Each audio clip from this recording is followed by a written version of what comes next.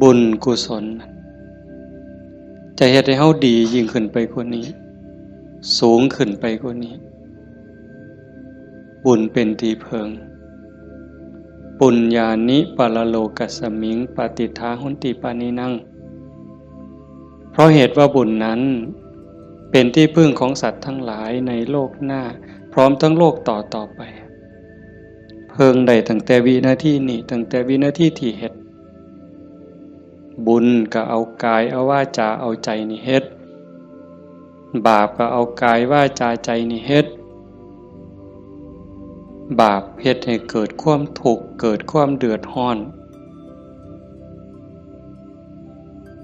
คันแม่นเฮ็ดบาปดูๆเฮ็ดบาปบ่อยๆเฮ็ดบาปหลายๆถึงในขณะที่เฮ็ดมันสิม่วนมันสิสะใจก็ตามแต่จากมื้อหนึ่งเวลาหนึ่งมันจะเดือดร้อนในข้าวที่มันลุ่มหลงมันก็บ่ย้านหยังดอกอย่างคนไปรักของเขาคนฆ่าเขาเนี่ย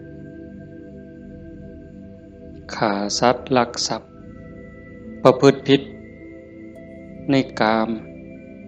ล่วงเกินลูกหลานสามีภรรยาผู้อื่นนอกใจผัวเมียเจ้าของก็แล้วแต่ขี่ตัวใส่หลายป้ายสียุโยงให้แตกเหล่าสามัคคีตอนเฮ็ดตอนทำตอนกำลังมั่วเมาอยู่นี่ก็บ่ย้านหยังก็คิดว่ามันบ่มีผลแต่บัดฮอดเวลาหนึ่งมันจะเกิดความเศร้าหมองเกิดความย้านแต่มาว่าทุกคนเนี่ยแม่นสิปากคำเว้ายืนยันนักแน่นว่าบ่เชื่อดอกว่าบาปมีบุญมีชาติหน้าชาติก่อนนรกสวรรค์บ่มีดอกนั่นก็เว้าแต่ปากซ่อมมึงโลดคันมีคนแนวนั้นอยู่ใกล้เฮาปากว่าบ่ย้านแต่ว่าใจส่วนลึกเนี่ยมันยังมีอยู่วันๆอยู่คือกันบัดยามเจ็บยามไข้หรือยามที่บาปกรรมมันตามท่านตกทุกข์ได้ยากลำบากลำบนตอนนั้นสิกระวนกระวายเป็นทุกข์ตั้งแต่ยังมีชีวิตอยู่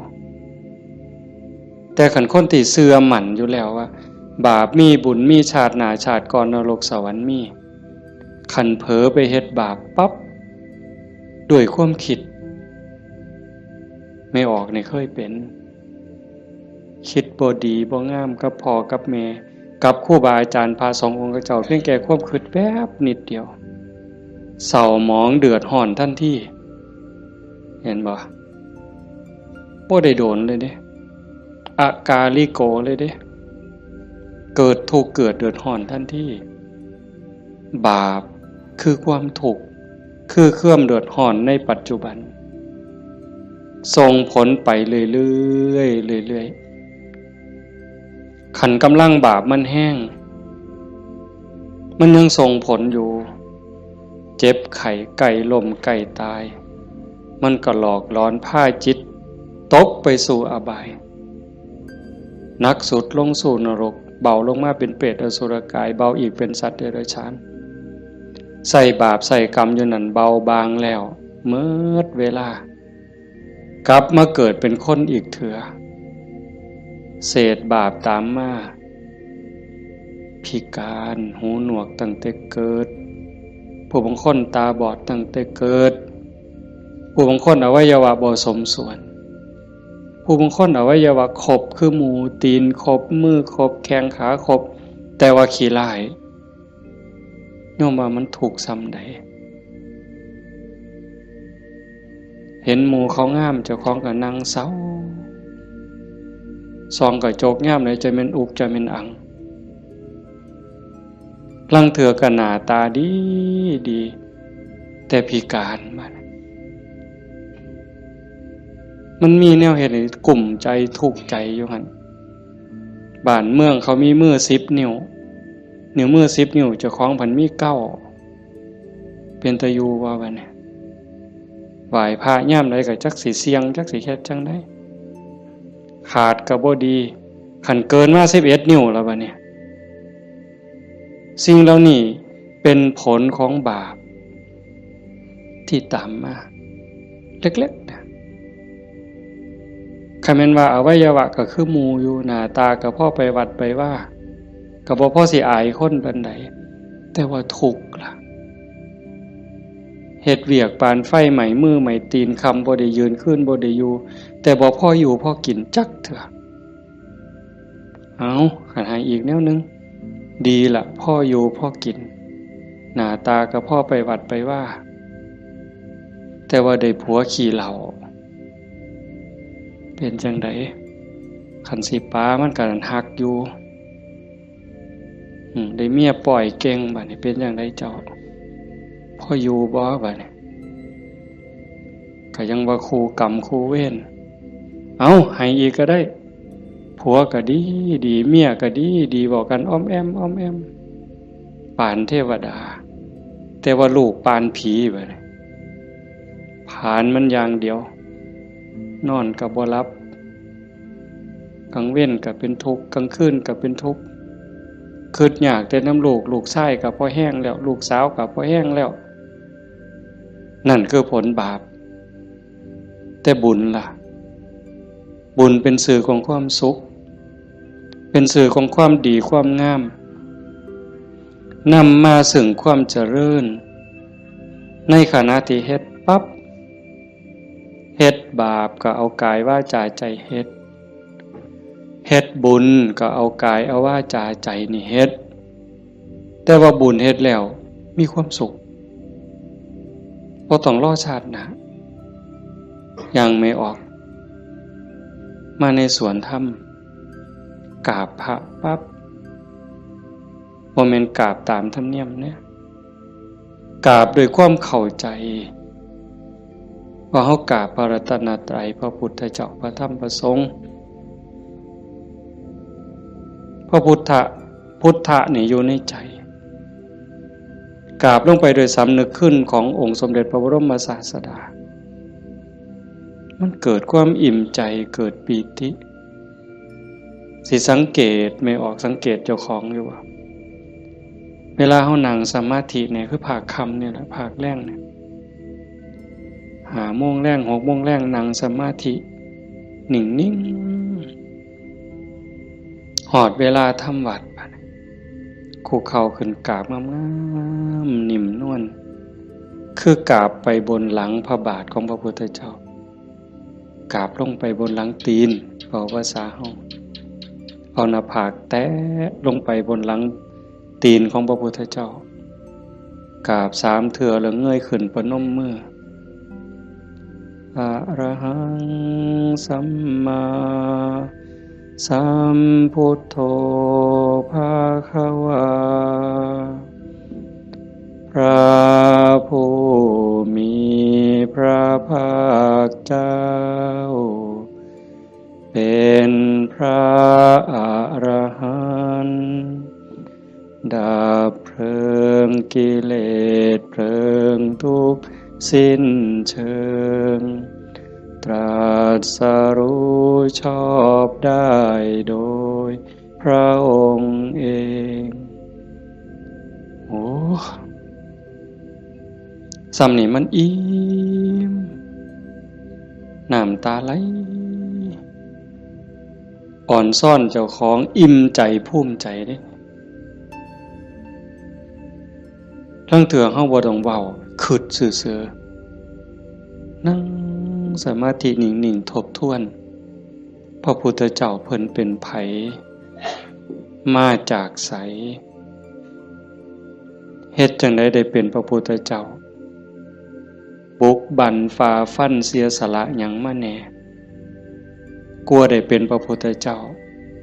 พอได้เป็นพระพุทธเจ้าแล้วขนขวาย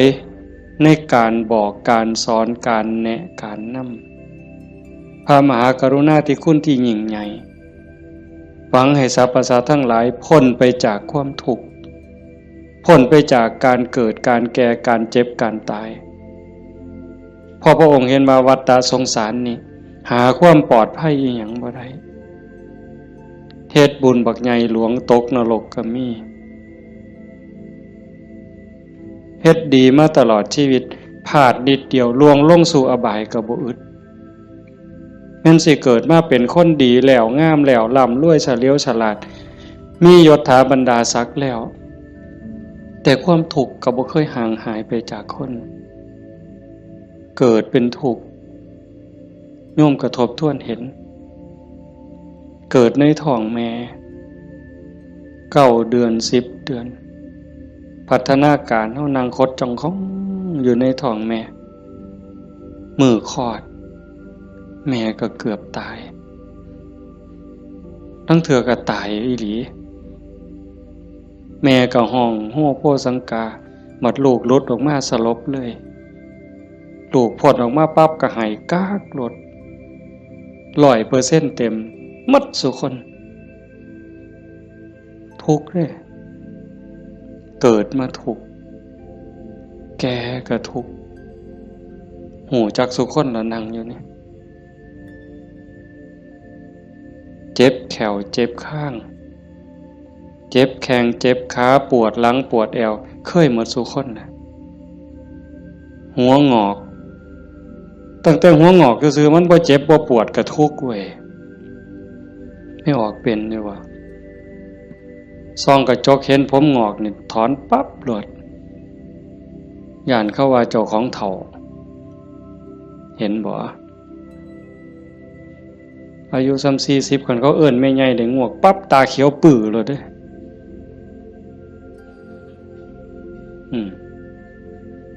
แต่คันอายุ60เขาเอิ้นน่าสาวอายุปานใดล่ะ60โอ้ว่าแต่แม่น45หนู กินฮอดข้าวบ่เลยเป็นบ้าเด้นี่ดีใจอ่ะเห็นบ่เฒ่าก็เป็นทุกข์เจ็บก็เป็นทุกข์ตายล่ะคนตายตอนมันตายแล้วมันบ่ทุกข์ดอกร่างกายหั่นแต่ว่าความรู้สึกนึกคิดน่ะมันห่างย่านตอนบ่ทันตายเนี่ยมันย่านเป็นหยังจังย่านหันคำถามแนวนี้เป็นหยังจังย่านตายบ่มั่นใจในเจ้าของที่จริงกันเฮาเฮ็ดบุญเฮ็ดกุศลสร้างคุณงามความดีไว้เพียงพอมันสิย่านเฮ็ดหยังอาตมาคือกันอาตมาย่านตายไม่ออกยังย่านตายอาตมาย่านอาตมาตกนรกนี่หม่องมันแม่นอีหลีบัดนี้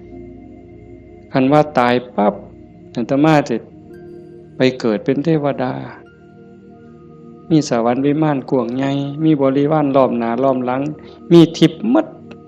จังสิไปเกิดเป็นพรหมจังสิไปย่านเฮ็ดหยังบัดนี้ก็สามเฮาสิหนีจากบ่วข้วยนอนจักขี้ตมจักขี้งัวขี้ข้วยไปขึ้นปราสาทมีเครื่องหย้อมเครื่องท่ามีความหอมเต็มสะดวกสบายเฮาก็บ่ได้ย่านแต่นี่มันสิตกลงไปหลายกว่าเก่าเนี่ยมันก็เลยย่านแม่นคือบ่อาตมาบ่ฮู้ดอกโยมก็คิดเอาเองว่าโยมย่านคืออาตมาบ่ตายมันทุกข์ลางเทื่อก่อนตายเนี่ยญาติโยมนี่คนประพฤติปฏิบัติธรรมไปร่วมงานศพดูๆไปเยี่ยมคนป่วยบ่อยๆนี่ได้น้อมธรรมเข้ามาใส่ตนซ้ำใดเห็นคนเจ็บคนป่วยทรมานโอ้ยบัดหอดข้าวเจ้าของสิเป็นจังไดน้อคือดูพอพระพุทธเจ้าเพิ่นบอกว่าโอปัญญิโกควรน้อมเข้ามาใส่ตนเลือกได้อยู่บ่ล่ะโยมโอ้ยผู้ขาสิเลือกเอาตายด้วยโรคอันนี้ดอกสิเอาไหลตายดอกเอาง่ายที่สุดแล้วเด้นี่เอาวะกินข้าวอิ่มๆกับลูกกับผัวกับเมียแล้วนอนหลับแล้วตายไปเลยนี่ง่ายที่สุดแล้วเอาวะยังบ่ทันหันเอาอยู่เด้นี่ขนาดพิธีที่ดีที่สุดสบายที่สุดแล้วเด้ขันไปเว้าถึงพวกเจาะข้อหายใจบ่ได้เจาะข้อพวกท่านก็ป้อนอาหารทางสายยางเจาะส่วงเอาเงี้ยวออกบัดนี้ เลือดก็ใส่ทั้งแขนขางนึงน้ำเกลือก็ใส่แขนขางนึงออกซิเจนงุ่มดังอีกเจาะสวงเอาน้ำออกบัดนี้อุ้ยผู้ใดคิดว่าเจ้าของสิบ่ถูกแนวนั้นแน่อยู่นี่ยกมือขึ้นเบิ่งบ่มีหลักประกันหยังเลยพระพุทธเจ้าเป็นผู้มีพระมหากรุณาธิคุณคิดเห็นบุญคุณของพระองค์เที่ยวบอกเที่ยวสอนจากป่าสู่ป่าจากเขาสู่เขาจากกระท่อมของคนขอทานฮอดปราสาทราชวังของพระราชามหากษัตริย์คิดเห็นบุญคุณของพระองค์จังซี่เฮาได้มาเฮ็ดนำทำตาม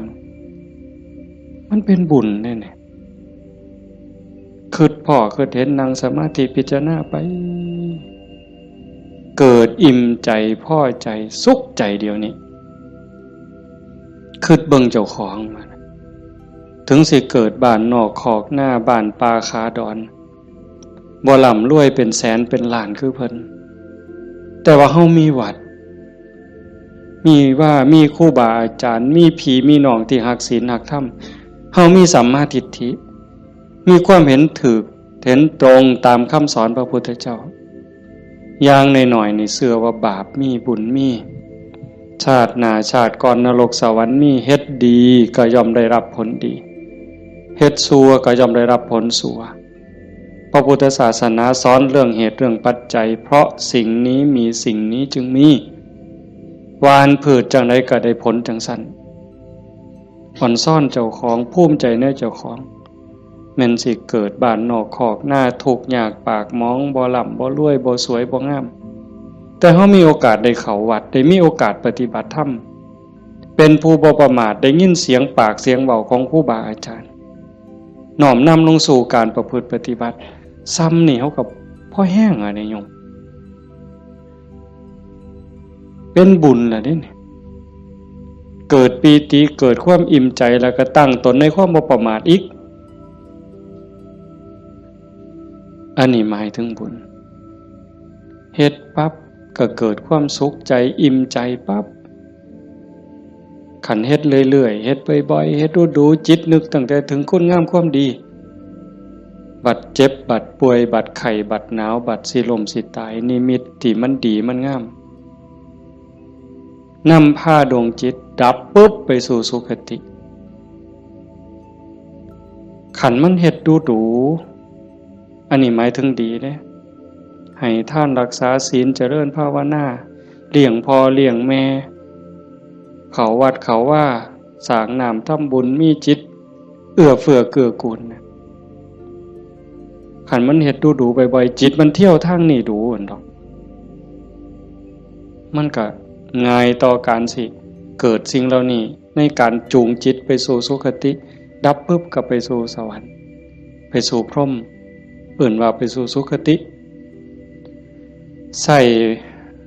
บุญใส่กุศลไปจนหมดแห้งของบุญของบาปของบุญของกุศลส่วนนั้นหมดเวลาขันบ่ทันถึงความเป็นพระอริยเจ้ากลับมาเกิดเป็นคนอีกเถื่อบัด ผลบุญพามาเกิดเป็นคนเศษบุญตามมาปุ๊บรูปร่างหน้าตาผิวพรรณสวยสดงดงามมีความอ่อนน้อมอ่อนโยนมาแต่ต้นเกิดในตระกูลสูงเชื่อผู้ดี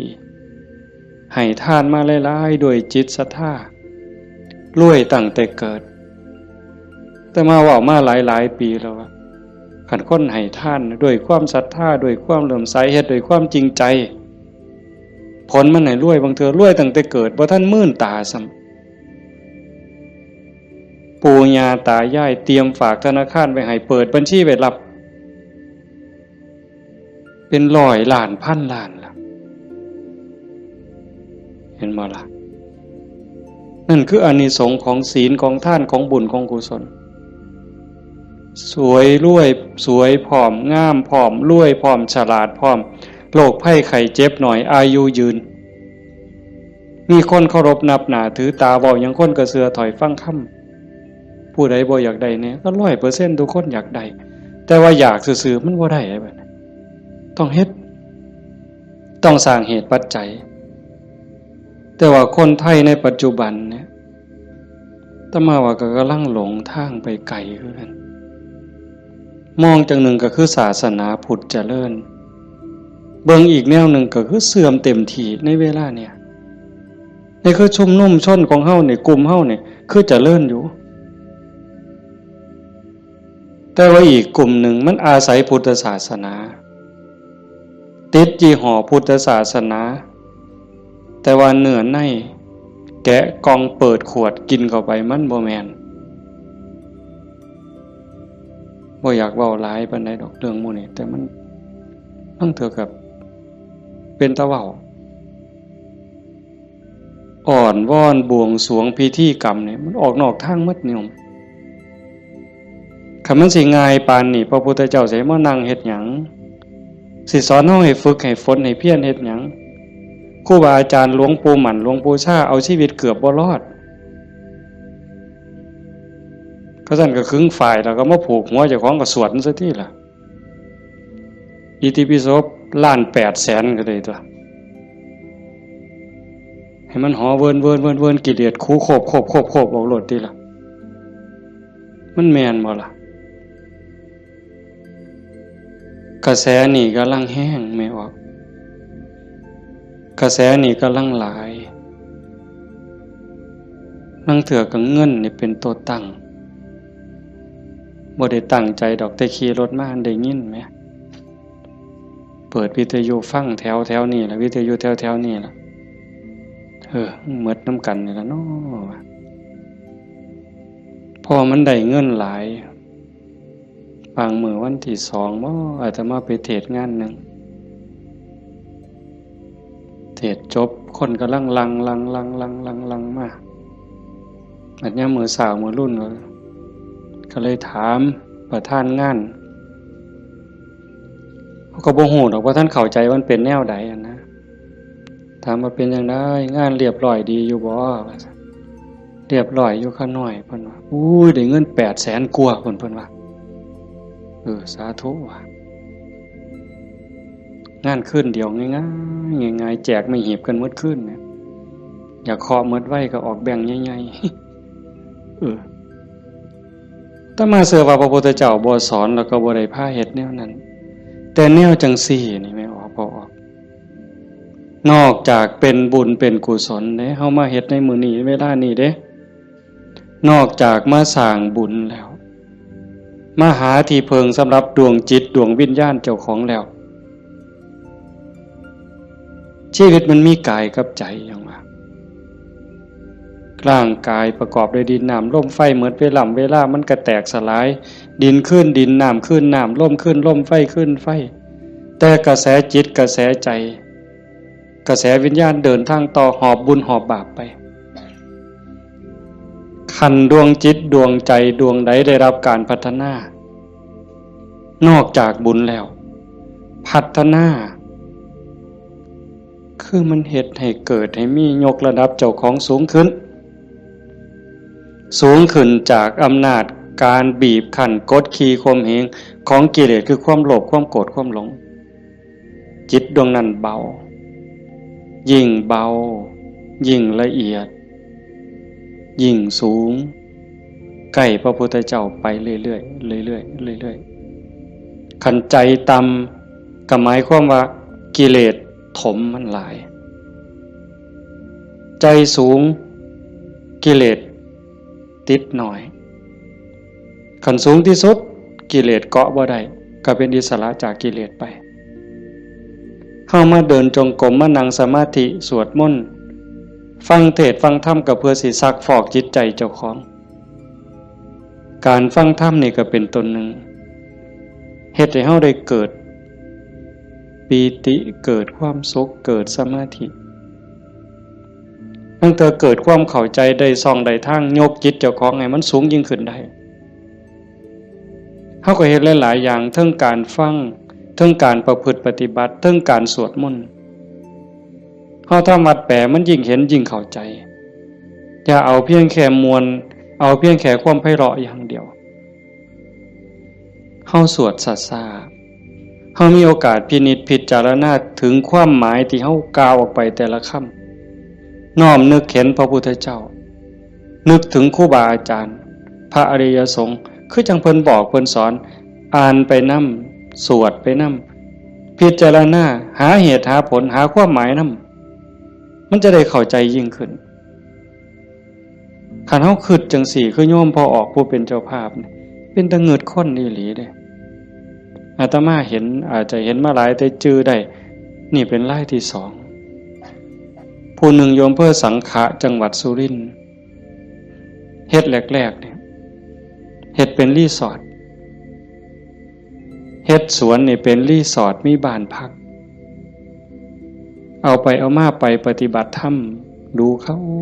ก็คือสิบ่ต่างกับเจ้าภาพเฮาใจตกลงไปในกระแสธรรมหักศีลหักธรรมมั่นใจแล้วว่าอันใดสิเป็นที่เพิงของชีวิตอันใดสิเป็นสมบัติควรสิถือออกจากโลกนี้ก็ค่อยๆเปลี่ยนบัดจากรีสอร์ทจากบ้านพักนัดพี่นัดน้องไปร่วมปฏิบัติจากกลุ่มก่อนเล็กๆจัดประกาศงานบักใหญ่มีงานปฏิบัติธรรมมาหลายปีตั้งสถานีวิทยุคือกันเลย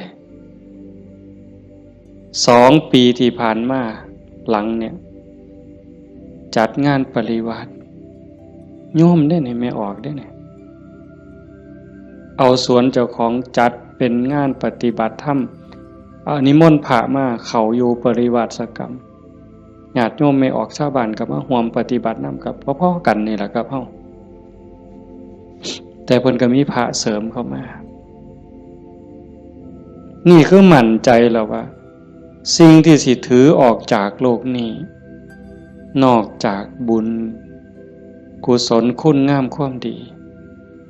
ยังมีโอกาสได้คัดเกลาจิตใจยกระดับจิตวิญญาณเจ้าของให้สูงขึ้นให้มันสูงขึ้นจากอำนาจของความโลภความโกรธความหลงความอิจฉาริษยาอาฆาตพยาบาทจองเวรหน่อยเนื้อต่ำใจบุญยังบ่ทันปลอดภัยปานใดเลยดีอยู่แต่บ่ทันปลอดภัยเพราะว่าคำสอนของศาสนาญาติโยมก็ได้ยินอยู่แล้วหลายๆมื้อเฮาก็ทำวัดอยู่ประจำละชั่วประพฤติดีเห็นบ่ละชั่วประพฤติดีทำจิตให้บริสุทธิ์ตัวจิตบริสุทธิ์นี่จึงเป็นพุทธศาสนาละชั่วมาเฮ็ดดีนี่มันยังบ่ทันฮอดพุทธศาสนาแต่มันเป็นหลักสากลของโลกของจักรวาลผู้ใดเขาก็สอนกันแบบนี้ญาติโยมก็ลองพิจารณาว่าชีวิตเฮาที่เหลืออยู่เนี่ยเฮาสิเฮ็ดจังได๋จังสิใกล้พระพุทธเจ้าใกล้หลักธรรมเข้าไปที่สุด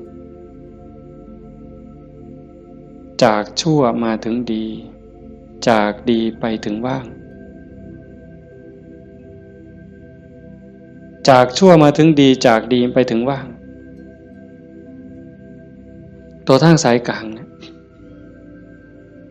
เฮาเดินจงกรมเฮานั่งสมาธิแน่ๆแล้วว่าเฮานั่งเอาบุญแต่ว่าเหนือกว่านั้นเด้การพัฒนาการยกระดับจิตโยมก็ต้องเบิ่งน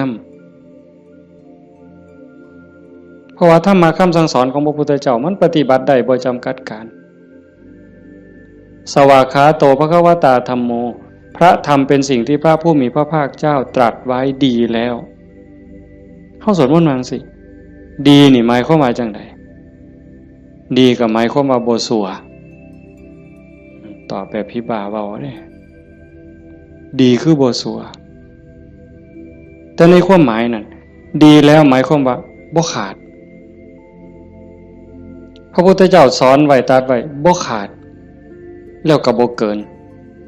พอดีสำหรับการดับทุกข์สำหรับการสร้างบุญสร้างกุศลสร้างประโยชน์กับส่วนรวมแล้วพอดีสำหรับการดับทุกข์ บ่ต้องตูมเข้าไปอีกแล้วก็บ่ต้องเอาออกคำสอนเนี่ยบ่ต้องเอามาตูมคันพวกมาตูมกลายเป็นสัตว์ทำปฏิรูปเป็นของปลอมไปมองศาสนาสิฟันเฟื่อนมองเฮาสิหลงทางเสียเวลาของชีวิตเฮ็ดไปก็เสียเงินเปล่าเสียเวลาเปล่านั่นคือมันเป็นสัตว์ธรรมปฏิรูปเป็นของเกินเป็นของไร้สาระแต่ว่าตื่มเข้ามายัดใส่พระโอษฐ์ของพระองค์ว่าอันนี้พระพุทธเจ้าตรัสนี่คือเหตุการณ์หลายๆอย่างอยู่ในเวลานี่ในสังคมชาวพุทธเฮาบ่ขาดแล้วก็บ่เกินสวากขาโตภควตาธัมโมพระธรรมเป็นสิ่งที่พระผู้มีพระภาคเจ้าตรัสไว้ง่ายแล้วนอกจากดีแล้วก็ง่ายนำเพียงจังว่าง่ายเป็นเหมือนกับเปิดของที่ปิดของที่ถูกปิดอันไหนเป็นคนปิดความบ่ฮู้อวิชชาความบ่ฮู้โมหะความหลงความมืดมันครอบงำจิตใจของเราสัตว์มาชั่วอนันตกาลจนเจ้าชายสิทธัตถะเสด็จออกบวชบำเพ็ญเพียรบารมีได้ตรัสรู้ใต้ต้นพระศรีมหาโพธิ์ก่อนพุทธศักราช45ปีนั้นจึงเปิดขึ้นมาได้นักบวชก่อนพระองค์เนี่ยเฮาสินับหลายปานใดเป็นหมื่นๆองค์หมื่นๆศาสดาหมื่นๆครูอาจารย์ที่แสวงหาแต่ว่าบ่มีผู้ใดพ่อเปิดบ่ออกบุญบารมีบ่ถึงแต่เจ้าชายสิทธัตถะบำเพ็ญบารมี20อสงไขยกำไรแสนมหากัปบารมีเต็มเปี่ยมจังสามารถเปิดของที่ปิดหงายของที่คว่ำจุดแสงสว่างในที่มืดบอกทางแก่คนหลงทางนี่คือคำสอนของพระพุทธเจ้าเด้เปิดของที่ปิดหงายของที่คว่ำบอกทางแก่คนหลงทางจุดแสงสว่างในที่มืดก็จังว่าตรัสไว้ง่ายแล้วทำมันอันมีส่วนขี้ริ้วพระองค์เฉือนออกหมดสิ้นแล้วตัวใดมันเฟือมันฝุ่มเฟื่อยเป็นเรื่องไร้สาระเฮ็ดให้เสียเวลาพระองค์ปาดออกเฉือนออกหมด คือกันครับใบใหม่เมิดป่าแต่พระองค์นำมาสอนซ้ำกับกำใหม่ในมือใบใหม่ในกำมือเนี่ยม่วนหลายมันบ่เป็นประโยชน์บ่เป็นไปเพื่อการดับทุกข์มันอาจเสียหลายคือกับใบใหม่ในป่าสูตรนั่นสูตรนี่สูตรยารักษาโรคสูตรสะเดาะเคราะห์ต่อชะตายังก็สิบอกกันทุกซุมื้อเสริมดวงเสริมมงคลนั่นก็แล้วแต่วิชาที่มันบ่เป็นไปตรงไปเพื่อความดับทุกข์พระองค์บ่เอามาสอนเฉือนออกบ่เอามาเว้าถือเป็นเรื่องไร้สาระเป็นหยังจังเอาแต่สิ่งที่มันเป็นประโยชน์ล้วนๆเอาแต่แก่นเพราะว่าวันเวลาของชีวิตเฮาบ่พอโยมชีวิตหนึ่งๆเฮาบ่พอสำหรับการจะปลดเปลื้องกิเลสออกจากใจเป็นเรื่องรีบด่วนวันเวลาของชีวิตเฮามันบ่ถึง100 ปีจะคนเนี่ยเห็นบ่เบิ่งดีๆเด้เฮาเกิดได้อยู่ในโลกนี่มันบ่เกิน100 ปีหลายคนอยู่นี่60แล้ว70แล้วอายุจน70หัวงอกแขวหักแล้วเนี่ยกิเลสลดลงหรือยังถามเจ้าของเบิ่งยังเครียดให้ลูกเขยบ่เครียดให้ลูกไผ่บ่ไปตักอาหารยามมื้อเช้านี่มันอยากได้หลายเกินจำเป็นบ่นั่งเถื่อตักไปก็อันนี้ก็สิเป็นตาแซ่บอันนี้ก็สิเป็นตาแซ่บตักไปตักมาแงกเบิ่งถาดโอ้มันสิกินหมดบ่พ่อละเพิ่นว่าย่างชีวิตโตเฮ็ดบักสมยังถอยกลับหลังมาอีกอยู่2 ก้าวกำปึ๊บอีกอยู่นี่คือเฮาพัฒนาบ่ทันไปเนี่ยตอนนี้อายุ70นี่เอาบักสมมาหน่วยนึงยังบ่พอยังเอาหน่วย2ไว้เสียงไว้ให้หลานอยู่มื้ออื่นมื้อเนี่ยเจ้าว่ามันของเล่นซั่นบ่กิเลสเนี่ยสิเอาชนะมันแนวใด หลายภพหลายชาติหลายแสนชาติล้านชาติมาแล้วที่เฮาแพ้มาตลอดแต่ว่าก็ใครแน่ชาตินี้ได้มาเป็นคนสู่ตอนในสนามนี่เวทีนี่คันแม่นนักมวยนี่คือเวทีแก้มือแม่ว่านัดล้างตาคันแม่นการแก้มือกันเป็นกีฬาหยังก็ตามนี่เป็นไฟหนึ่งเป็นเกมหนึ่งที่เฮาสิเอาชนะมันแต่ตอนนี้จากยกแรกมาจนฮอดยก5นี่เฮาถึกมาสะบักสะบอมเนี่ยนับ8ก็หลายรอบแล้วอีกบ่ถึงนาทีแล้วเด้มันสิหมดยก5นี่สิหวังน็อกอยู่ว่าเจ้าสิถึกศอกกลับเขามิดอ้อยซอยอีกยกนึงบ่จักนี่ต้องมึงเห็นเด้จังว่าพระพุทธเจ้าเพิ่นเฉือนออกหมดสิ้นแล้วเอาแต่เรื่องทุกข์เรื่องดับทุกข์จ่อเข้ามาคันเอาเพราะท่านเข้าใจซ้ำนั่นอ่านความรู้สึกเจ้าของมันเฮามาเดินจงกรมนั่งสมาธิซ้ายย่างเนาะขวาย่างเนาะสิย่างพุทโธก็แล้วแต่ย่างเฮ็ดหยังอาตมาอาจสิเว้าบ่ถูกเด้ญาติโยมอาจจะเข้าใจกว่าอาตมาก็เว้าไปตามบ่าซั่นเนาะย่างเพื่อฝึกสติ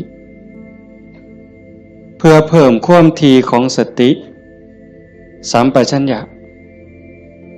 สติคือความระลึกได้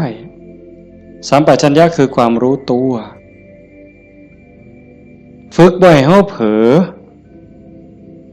นี่เอาวันนี้เรื่องบุญน่ะมันของตายอยู่แล้วไม่ออกบ่ออก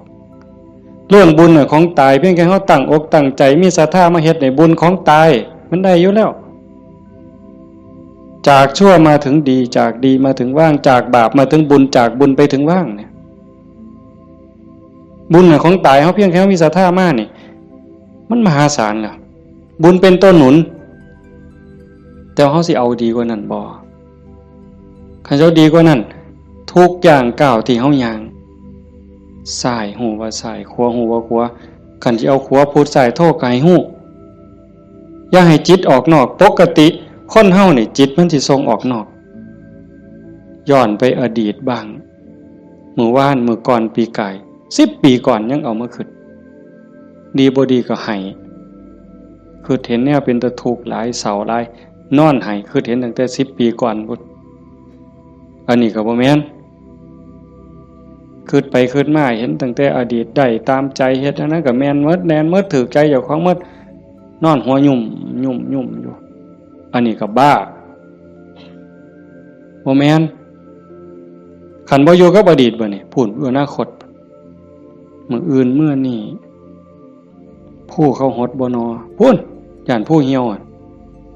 มึงติล่ะอีหล่าหลานน้อยมันสิคิดฮอดแม่ใหญ่มันบ่นอ ไปดอกเด้อันนั้นอันนี้มันสิได้เป็นจังซี่บ่เกิดความวิตกกังวลไปข้างหน้าอันนี้ก็บ่แม่นการประพฤติปฏิบัติพระพุทธเจ้าเพิ่นบอกให้อยู่ในปัจจุบันอดีตก็ละไปแล้วอนาคตก็ยังไม่มาให้อยู่กับปัจจุบันที่เฮาพุทโธนี่คือเห็นปัจจุบันหายใจเข้าพุทนี่เห็นปัจจุบันโธออกนี่เห็นปัจจุบันในเมื่อมีสติอยู่กับปัจจุบันอันนี้เป็นเครื่องฝึกเป็นเครื่องมือในการฝึกจิตที่มันเคยวอกแวกไปอดีตแน่อนาคตแน่บ่นิ่งแน่เพราะเฮาจับไว้กับอารมณ์พระกรรมฐานผู้บางคนก็ท้องพองท้องยุบหนอพองหนอพุทโธคือลมหายใจซื่อๆเอามันมาจับไว้นี่จิตมันก็ค่อยนิ่งเข้าคันเฮาบ่ลดละความเพียรคันจะว่าถึงสติเป็นคือกับหัวสติเตสังนิวารนังสติเป็นเครื่องกั้นหยังกั้นกิเลสคือความเศร้าหมองคือความมืดความเศร้าหมองแห่งจิตแห่งใจบ่ให้มันมาท่วมทับจิตก็คือฝึกจังซี่คันสมมุติว่าสติเป็นเครื่องหัวเป็นหลักหัวมื้อนึงคือฮอดพุทโธเทื่อนึงขาดบ่เนี่ยเมื่อมือคือถอดพุทโธได้เทื่อ1 2เทื่อ10เทื่อ100เทื่อก็ยังว่าห่างคันมันเป็นลักหัวนี่ ล้มหอดสร้างกันสมมติว่าเฮ็ดไร่เฮ็ดนาเนี่ยว่าแต่งัวเขาสิมากินดอกกล้วยสิมากินดอกล้มหอดสร้างหัวมันห่างเห็นไหมเหมือนที่เขาฝึกดูมาเพี้ยนปฏิบัตินี่ฝังหลักทีเขาแต่ก่อนมันห่างเป็น 2-3 เมตรสร้างเขาได้มันนี่ปักเขาไปกลางกึบเหลืออยู่เมตรครึ่งสร้างเขาบ่ล้มเนี่ยแต่ว่ากล้วยเขาได้เด้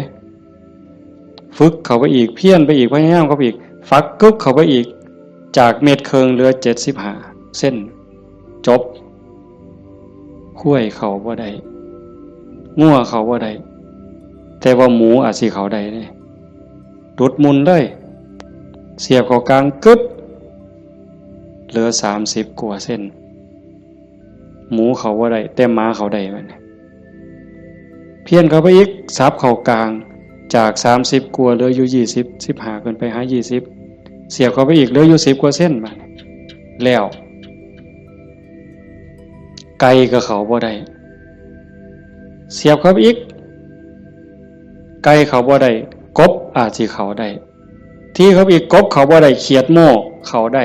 ที่เขาอีกเขียดโม่เขาบ่ได้เขาได้แต่เขียดแค่หน้าสติเฮาคือกันสติสัมปชัญญะฝึกบ่อยๆฝึกดูๆเห็นดูๆหูดูๆมันก็จะเป็นความจำหนีจำนั่นความระลึกรู้ระลึกเห็นบ่อยๆเกิดขึ้นอยู่ในปัจจุบันบ่อยๆบ่ได้แวบไปสู่อดีตบ่ได้แวบไปสู่อนาคตเกิดความตั้งมั่นเกิดความมั่นคงสติสัมปชัญญะสมาธิความตั้งมั่นได้ไหมสมาธิคือความตั้งมั่นแห่งจิตจิตบ่วอกแวกปัญญารอบรู้ในกองสังขารที่มันมาหลอกจิตสังขารกลางกายกับอีกอย่างหนึ่งสังขารคือจิตใจกับอีกอย่างหนึ่งกายนั่งนิ่งแต่ว่าจิตมันคิดไปทั่วทิพย์ทั่วแดนในเมื่อหูจักเรื่อยๆหนูจักบ่อยๆพยายามผูกมันไว้ผูกไว้คอยตะล่อมจิตมันคือลิงเพิ่นยังว่าผูกไว้คือผูกลิงใส่หลักสติเป็นเหมือนกับเชือกองค์ภาวนาเป็นคือกับหลักมันสิดื้อปานใดลิงมันดื้อไปโลดมันไปบ่ได้จักหน่อยมันก็ล่ามันก็ซ่าลงจักหน่อยก็นั่งจิตเฮาคือกันเฮาบ่เครียดดอกมันไปก็ปล่อยมันไประลึกได้ปั๊บก็กลับมาใหม่ระลึกได้ปั๊บกลับมาใหม่ดูเขามันก็มีทางมันก็เป็นความชินของมันอยู่จักหน่อยก็นิ่งได้พอแต่มันนิ่งมันอิ่มแน่ไม่ออกก็สิเคยเห็นหลายคนนั่นล่ะเก่งกว่าแต่มาล่ะนั่งอยู่นี่ซ่อมเบิ่งเนี่ยเกิดความอิ่มใจสุขใจคันเฮ็ดดูบ่อยๆอย่างเฮาเบิ่งท้องพองท้องยุบเห็นคักๆขณะที่ท้องพองขึ้นปุ๊บทอเส้นผมปุ๊บขึ้นมาก็เห็นยุบลงปุ๊บทอเส้นผมนี่ก็เห็นหายใจเข้าหายใจออกคือกันในนี่มันก็มีการเกิดดับเห็นอยู่ในเมื่อในทางสัตว์ปั๊บเกิดปีติเกิดความสุขเกิดอิ่มใจอันนี้เล็กๆดอกของเล่นน้อยๆขนาดบางเถื่อเฮาเฮ็ดดูบ่อยๆจนได้หูจักมันแน่แล้วบัดเกิดมื้อนึงเวลานึงเฮามีเรื่องต้องคิดต้องอ่านมันหนหูหนหวยกัดกลุ่มกระวนกระวายคิดพอปั๊บคิดฮอดกรรมฐานหายใจเข้าดึงลมหายใจเข้าหายใจยาวๆบึ้บหายใจออกบึ้บเย็นว่าขนลุกวืบโล่งอันนี้ก็มีก็เป็นบอนพักอีกอันนึงคันเฮ็ดจังซี่ดูบ่อยๆเฮาสิเล่นจังไดกับมันก็ได้ไม่ออกเคยเบิ่งความคิดเจ้าของบ่นั่งเบิ่งซื่อๆเนี่ยหลังจากเบิ่งลมหายใจเข้าหายใจออกพอสมควรบัดเวลานึงเฮาอยากเล่นกับความคิดตั้งสตินั่งจังซี่ปั๊บก็หลับตาเบิ่งรูปเจ้าของนั่งหลังจากนั้นก็ย้อนเข้ามาทางในเบิ่งจิตที่มันนิ่งอยู่ธรรมชาติจิตมันนิ่งมันว่างมันสว่าง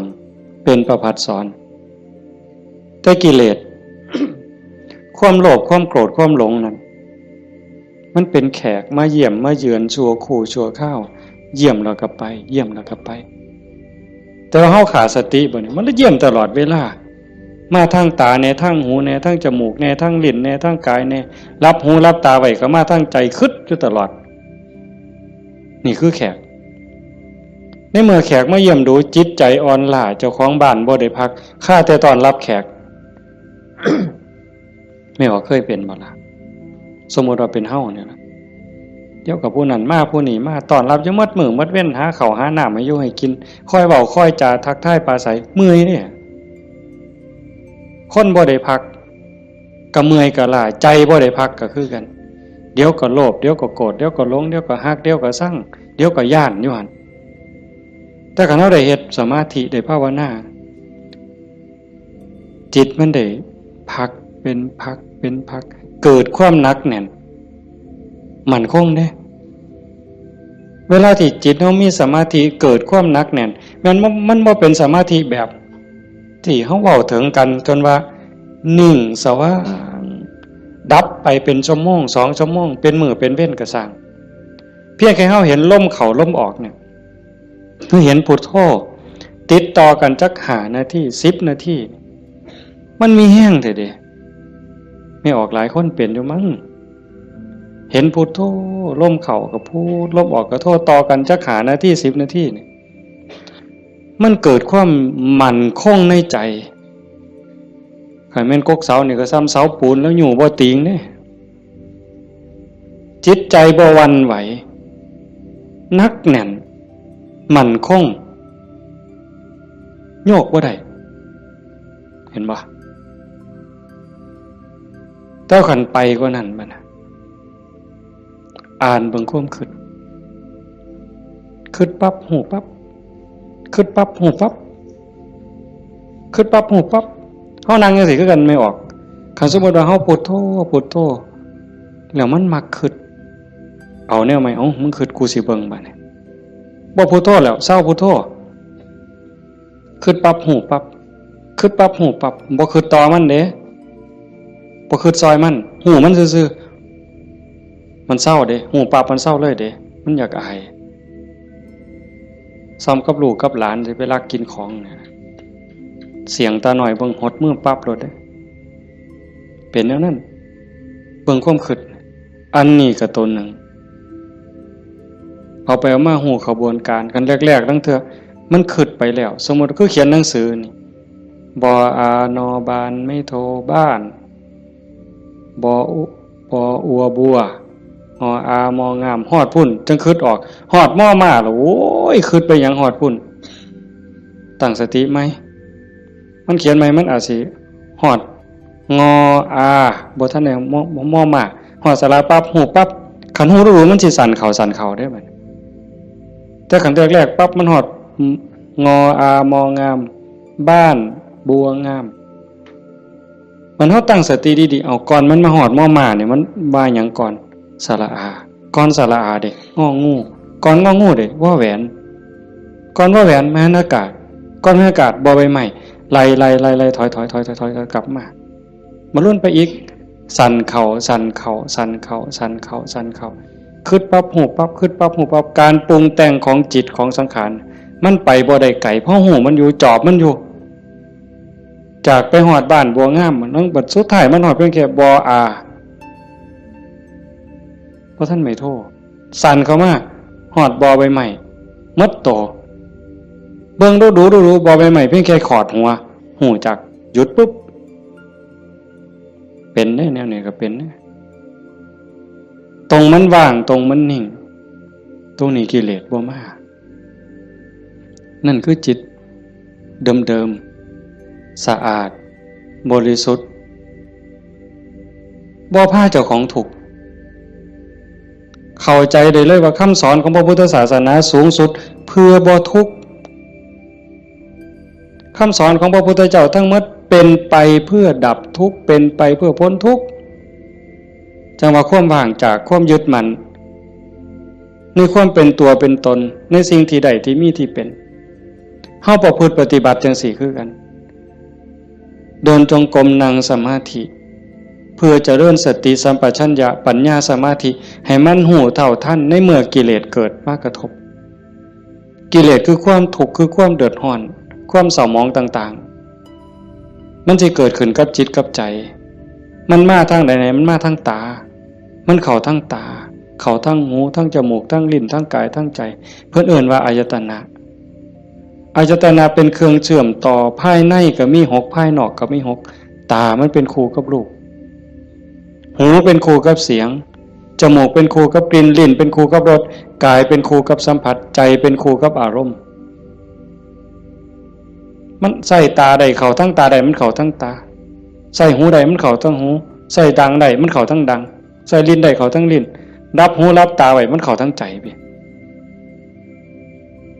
เฮาฝึกสติสัมปชัญญะเพื่อให้อยู่กับปัจจุบันให้มันเท่ามันทันให้มันเร็วเวลาเกิดการกระทบตาเห็นรูปปั๊บตาบอดมันต้องเห็นตาบอดมันต้องเห็นเป็นเรื่องธรรมดาเห็นปั๊บเฮ็ดจังได๋บัดนี้เฮ็ดจังได๋ในเมื่อตาเห็นรูปปั๊บเฮาสิรักษาใจบ่ให้มันหักบ่ให้มันสั่งบ่ให้มันดีใจบ่ให้มันเสียใจนี่คือตัวปฏิบัตินี่คือทางสายกลางเห็นปั๊บให้ใจเป็นปกติคือบ่ทันเห็นคือกับเฮานั่งเบิ่งพุทโธพุทโธตาเห็นปุ๊บหูปั๊บแต่ว่าให้นิ่งอยู่คือเก่าอย่าให้เกิดดีใจเสียใจอย่าให้เกิดหักเกิดสั่งขันมันจำเป็นสิต้องจัดการกับสิ่งที่เฮาเห็นก็เฮ็ดด้วยจิตเป็นปกติสมมุติว่าขึ้นไปตะเฮือนมีขี่ไก่ไปด่าไก่ก็บ่แม่นอีกปล่อยให้ไก่ก็บ่แม่นอีกละคิดเป็นตาสร้างไก่ก็บ่แม่นอีกละบ่ถึกหมดเฮ็ดให้จิตเป็นปกติยากอยู่ได้บ่ง่ายจักเม็ดไม่ออกย้อนเฮาเฮ็ดบ่ได้นี่เฮาจังเกิดจังตายเที่ยวตกนรกเป็นเปรตอสุรกายเที่ยวขึ้นสวรรค์เที่ยวลงนรกอยู่นี่ย้อนเฮ็ดจิตเป็นกลางบ่ได้เห็นขี่ไก่ก็สิไปสั่งไปด่าไก่แต่คันเห็นเงินแบ่งพันถิ่มอยู่เป็นจังได๋บัดมันสิว่าดีใจติล่ะว่าติอันนี้ก็บ่ถึกดีใจพอใจก็บ่แม่นให้จิตเป็นปกติคันสิจับสิหยิบมันมีเจ้าของบ่ก็หยิบไปหาเจ้าของเอาเก็บไว้ซะก่อนก็จังค่อยประกาศหาเจ้าของก็บ่คิดว่าสิเอาจังสี่คือกันคันบ่มาทางตาล่ะมันมาทางหูบัดนี้สมมุติว่าเขาด่าปุ๊บได้ยินเสียงด่ามาเฮ็ดจังได๋สิเฮ็ดใจเป็นปกติบ่เสียใจบ่น้อยใจคันพวกเพิ่นปฏิบัติเนาะเพิ่นจังว่าได้ยินเนาะเอาสติไว้ที่หูเกิดขึ้นที่หูก็ดับลงที่หูได้ยินเนาะบ่ให้ราคามันเถาะบ่ให้ราคาเลยบ่ดีใจนำบ่เสียใจนำเสียงก็สักว่าเสียงบ่แม่นสัตว์บุคคลตัวตนเล่าเขาเว้าง่ายแต่ว่าเฮ็ดยากที่สุดก็ย้อนว่าฝึกบ่ทันพ่อคันผู้ฝึกได้แล้วก็เย็นคือเก่าเด้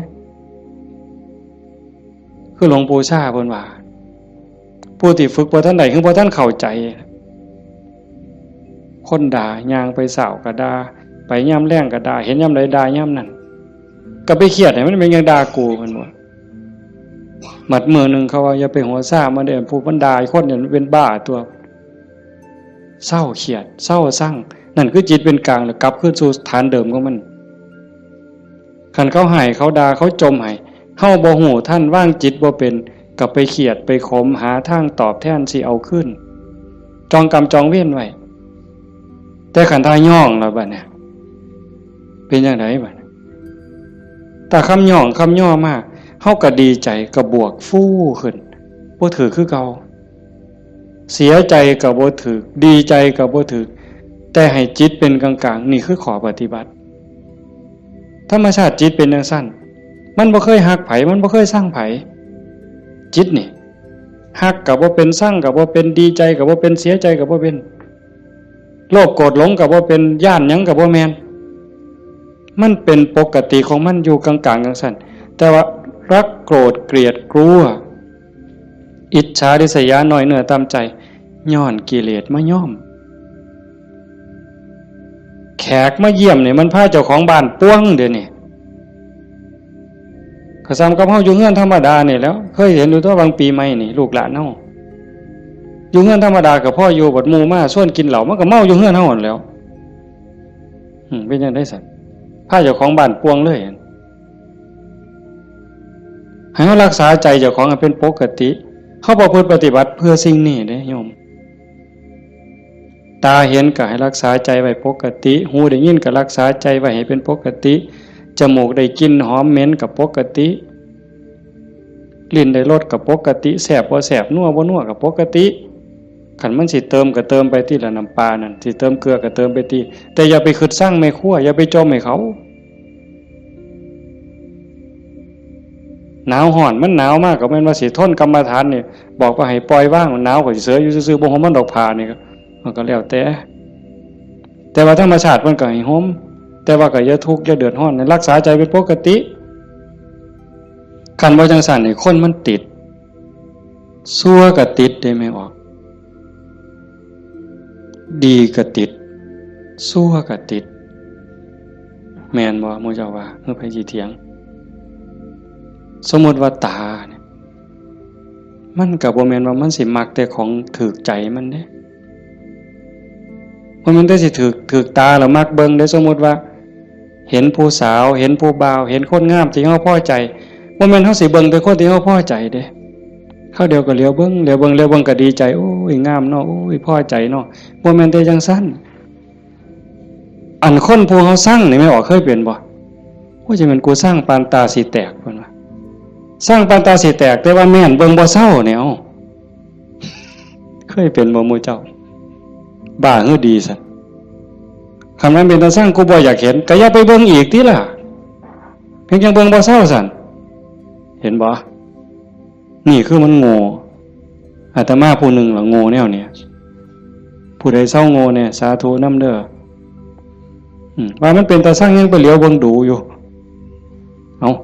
ดังบัดนี้ทั้งจมูกเนี่ยกับมันเราคนมักหอม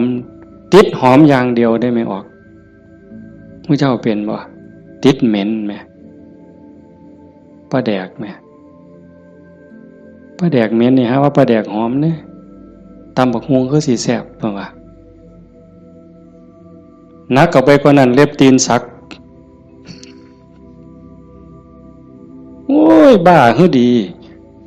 กิ่มเล็บตีนสักออกมาเหม็นแทนที่สิทิ่มนะดมเว้ยดมเท่านึงก็บ่ว่าเด้ดมเท่าสองอ่ะบ่แล้วแงกหน้าแงกหลังมีผู้เห็นกูบ่เนาะเพิ่นว่าลี่ดมนั่นน่ะเมืองอุบลเป็นเลยวะน่าจะเป็นแต่ศรีสะเกษเอาไว้โอ้ยแทนที่สิเอาถิ่มเนาะแต่ว่าว่าแงกหน้าแงกหลังเทื่อที่3ที่4บ่มีคนเห็นดมอีกสักเทื่อก่อนจังถิ่มนั่นใส่ว่ามาของหอมว่างจิตเป็นกลางบ่ได้นี่สติปัญญามันบ่พอเห็นบ่อย่าว่าแต่แสบบ่แสบเลยนัวบ่นัวเลยสัมผัสคือกันเย็นห่อนอ่อนแข็งใจคือกันเนี่ยมันบ่ดีคิดแล้วเฮ็ดเจ้าของเป็นทุกข์คิดพ่อเฮ็ดเจ้าของห้องไห้น้ำตาหลั่งน้ำตาไหลก็ยังมีโอกาสนอนมือกายหน้าผากคิดฮอดแล้วก็น้ำตาไหลสะอื้นอยู่ผู้เดียวบ้าคักๆเนี่ยเด้คนเนี่ยก็เนี่ยมันถูกใจเจ้าของก็นอนคิดเห็นแล้วก็หัวยุ่มอยู่ผู้เดียวพลิกไปพลิกมาจนเก็บไปฝันนะเว้ยนี่คือจิตมันฝึกบ่ทันใดไม่ออกโยมพอออกเพิ่นพาเฮาเฮ็ดงานปฏิบัติธรรมเสียเวลาย่อมสละสถานที่เงินทองพร้อมเพื่อเอาบุญให้เจ้าของส่วนหนึ่งแล้วก็เพื่อยกระดับจิตใจเจ้าของส่วนหนึ่งแล้วก็เห็นว่าทุกคนคือพี่คือน้องป่วนรวมทุกข์เกิดแก่เจ็บตายทุกคนเคยเป็นพี่เป็นน้องเป็นญาติสายโลหิตเป็นสามีภรรยากันมานับภพนับชาติบ่ถ้วน ชาตินี้ชีวิตนี้ได้เข้าใจในหลักธรรมคำสอนของพระพุทธองค์กหวังให้เกิดประโยชน์สูงสุดส่วนหนึ่งเราก็ฉลาดบักคักถ้ามาเสือสู่คนที่นั่งอยู่นี่แบ่งบุญเล่าเด้เรากินเปอร์เซ็นต์หมู่เจ้าได้เนี่ย เป็นพ่อค้าสำนะหัวพ่อค้ายังมีอยู่นี่แม้แต่เฮ็ดบุญเนี่ยถ้าเบิ่งมืออื่นทราบบัดสิเมื่อเนี่ยบัดสิเมื่อนี่จากโอ้ยอนุโมทนาสาธุเด้อนำพ่อใหญ่เด้อพ่อใหญ่ก็สาธุเอาหมดให้เจ้าได้บุญหลายๆจะแม่นอ่อนซ่อนเจ้าเห็นบ่เปอร์เซ็นต์ที่เราได้นำหมู่เจ้าเนี่ยจิตเราก็สะอาดขึ้นยิ่งเข้าใจในการประพฤติปฏิบัติหวังยกจิตยกใจพลังบุญตรงนี้เฮ็ดให้จิตเราสูงขึ้นมีกำลังใจขึ้นมีความเพียรพยายามมากขึ้นจิตโล่งโปร่งเบามากขึ้นพลังบุญมันส่งนี่คนฉลาดก็เฮ็ดแนวนี้คันคนบ่ฉลาดเด้มีที่มีสวนจังซี่สถานที่ดีๆจังซี่ชวนหมู่มากินเหล้านี่กระท่อมงามๆมันสินั่งกินเหล้าเบิ่งแสงเดือนแสงดาวใจมันสิอ่อนซ่อนคักแล้วไปอีกคนละแนวแต่คนมีปัญญาเฮ็ดอีกแบบนั่นว่าการประพฤติปฏิบัติเป้าหมายสูงสุดก็คือขนกิเลสออกจากใจความโลภความโกรธความหลงความหักความชั่งความเกลียดความกลัวอิจฉาริษยาอาฆาตพยาบาทจองเวรน้อยเนื้อตำใจโยมสังเกตใจเจ้าของให้มันเห็นขันบ่เห็นตรงนี้ก็ง่มอีกโดนเติบได้กิเลสมันเกิดอยู่ใจเนี่ยคุณธรรมก็เกิดอยู่ใจเนี่ยนรกก็อยู่ใจสวรรค์ก็อยู่ใจเนี่ยเฮาสิให้อีหยังเกิดมันเกิดได้เทื่อละอย่างไม่ออกความโลภความโกรธความหลงอิจฉาริษยาอาฆาตพยาบาทจองเวรหน่อยเหนือตามใจหักสั่งเกิดในใจเขาเกิดได้เทื่อละอย่างซ้ำกับตะเว้นขึ้นแจ้งมืดจักไปใสบัดยามตะเว้นตกดินความมืดจักมาแต่ใสความแจ้งจักไปใสยามเฮาดีใจนี่ความเสียใจจักไปใสมิดอ้อยส้อยยามเฮาสร้างขึ้นมาฮักกับมดอ้อยส้อยผัวเจ้าของนี่แล้วเคยเป็นบ่ผัวเจ้าของเมียเจ้าของนี่ฮักปานสิกลืนกินแพงกับแพงแต่บัดยามสร้างมาแล้วบ่โธ่ฮักจักไปใสจนขากันตายแล้วเว้ยเห็นบ่อยู่น้ำกันจังสิบัดเป็นตาหักเกินมากกับเป็นตาหักบัดเป็นตาสั่งกับเป็นตาสั่งจังว่าใจเฮามันได้เกิดขึ้นได้เทื่อละอย่างเทื่อละอย่างแล้วเฮาใส่อีหยังเกิดขึ้นกับใจเฮาบัดนี้ผู้มีธรรมก็อยากให้ความดีเกิดความดีใจความภูมิใจจิตที่มีเมตตาต่อกันหวังดีต่อกันอนุโมทนายินดีนำในเมื่อผู้อื่นเขาได้ดียามเมื่อคนอื่นเขาทุกข์ยากลำบากซอยเหลือบ่ได้ก็ให้มีอุเบกขาให้ถือว่าเป็นกรรมของสัตว์พอซอยเหลือได้ก็ซอยเหลือคันเฮาจอบเบิ่งจังซี่ใจเฮามีอีหยังเกิดขึ้นปั๊บก็ฮู้จักคืออาตมาบอกตอนกลางๆนั่นว่าคิดปั๊บฮู้ปั๊บคิดปั๊บฮู้ปั๊บอันคือเฮ็ดให้มันว่างแต่คันเฮาจอบเบิ่งมันมีอีหยังเกิดขึ้นก็ฮู้ให้มันเป็นเรื่องบ่ดีบ่งามก็บ่ทรงบ่บวกบ่ทรงมันต่อบ่ร่วมคิดกับมันบ่ร่วมขบวนการกับมันเฮาจะเห็นซ่อมเบิ่งกันจากฮู้ว่าเจ้าของเป็นคนแนวใดก็จอบเบิ่งใจเจ้าของนี่เป็นคนขี้อิจฉาบ่เป็นคนขี้โลภบ่เป็นคนขี้โกรธบ่เป็นคนขี้น้อยใจบ่ญาติโยมต้องซ่อมเจ้าของด้วยบัดนี้ผู้เฮ็ดมาแล้วก็สาธุผู้บ่ทันเคยเฮ็ดก็ลองสังเกตเวลามันบ่พอโยมประเด็นสุดท้ายสิเว้านำเนี่ยเวลาของชีวิตเฮาเหลือน้อยผู้บางคนเข้าวัดมา10 ปี20 ปี30 ปี40 ปี ผู้บางคนหลายกว่านั้นลองเบิ่งมาเทียบเบิ่งวันเวลาที่เฮาเข้าวัดเข้าว่าปฏิบัตินำครูบาอาจารย์